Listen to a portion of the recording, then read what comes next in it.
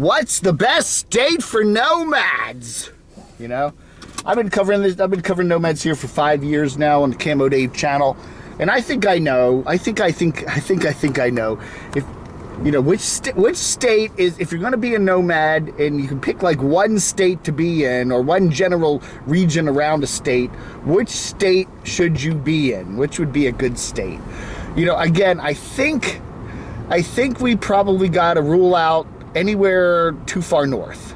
We're talking about someplace that has a good climate for a good part of the year, okay? We rule out places that are super cold in the wintertime or super duper hot in the summertime, but basically the super cold, okay?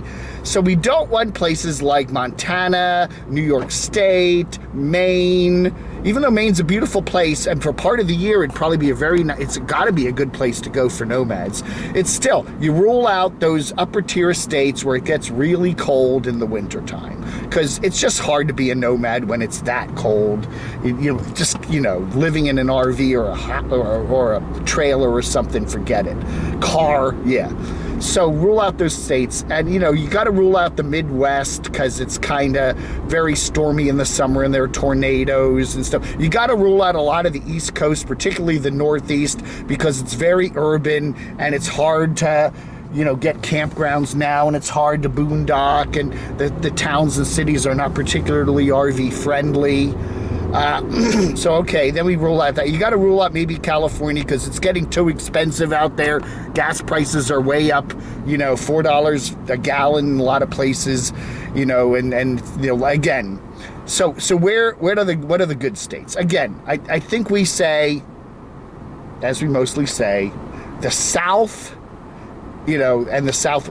So you look at Florida. Florida would probably be, the climate is good. You've got warm weather all year round. However, you've got more and more, the prices are going up there. It's more of an urban state. You got a lot of humidity, which a lot of people don't like. You got a lot of rain there. You got hurricanes. Yeah, so Florida can be a good state. Or, if you go to Florida in the wintertime, it can be a nice place, or it might not be, depending on the weather patterns and stuff like that. Plus, a lot of Florida is very urbanized now, and it's hard to kind of get good campgrounds and get out to nature and boondock and, stealth camp and stuff like that.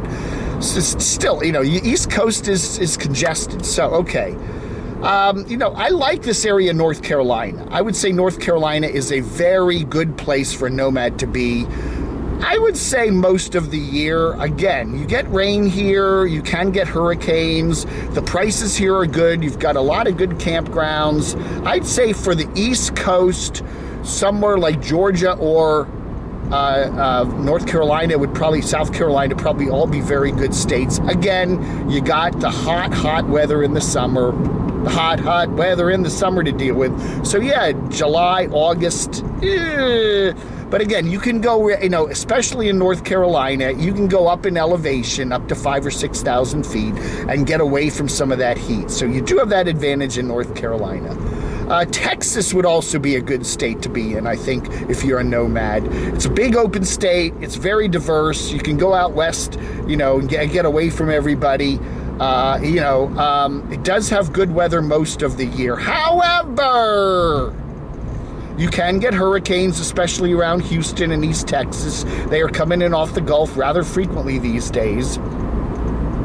You can get cold weather. Those winter winds do come down into Texas every now and then.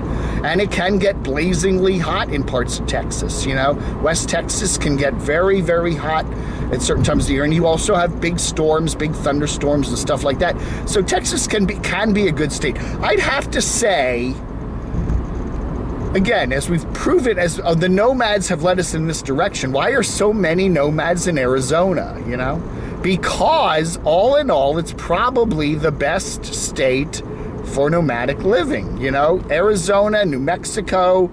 If you look at those two states alone, you've got such an incredible diversity of geography there and climate. Arizona, if you're willing to continue moving around the state, you pretty much have just about everything to choose from in Arizona. Of course, Quartzsite area down in the southwest, is great for the winter times, because, you know, November, December, January, February into March, you know, it's warm. It's usually pretty dry, although it always, you don't use, you know, it does get some rain there, but it's not usually wet like Florida can be. And then when it gets hot in March and April, you head up into Flagstaff, into the north, you know. You go up into the mountains. You can go over into neighboring New Mexico and go up to where there's lush forests at high altitudes. So in a relatively small zone there of the Southwest, you can pretty much do everything. You've got, you know, you've got Utah right near you. You've got New Mexico near you. You've got Vegas near you. You've got part of California there that's kind of cool near you if you can stand the high prices of gas and stuff, and the culture. The culture! But I'd have to say, you know, we'd have to say that Arizona probably is the #1 state. Now, Arizona has its downfall. Every state has the negatives, right? The negatives in Arizona are, you know, the wildfires that you get. You can get the monsoon rains in the summertime. You can get some cold weather up in the Flagstaff area. It's not, you know, they do get snow up there now and then. So, you know, you got to be able to move. As long as you can pretty much be on, watch the weather forecast and, you know, be able to move around Arizona. But you can probably stay within the state of Arizona and find a good climate all year round without having to go too far. You know, that's the thing about, like, North Carolina, I would have to say, is probably not a bad place either. Because, you know, you don't get super cold winters here. However, again, up in the mountains, you can get some snow. But you do have that elevation-y change. So when it gets really hot on the east part of the state, you head up to the west part of the state, you know? I don't know. It's kind of interesting. So what do you think? Let me know in the comments below. What state do you think, if you had to pick one state that's the best for nomads all year long in the whole diversity of it, what state would you say? Now, and then you can also get into what state best for summer and what state best for winter. Like you could say Maine is great for the summers and say Georgia's great for the winters, something like that, you know.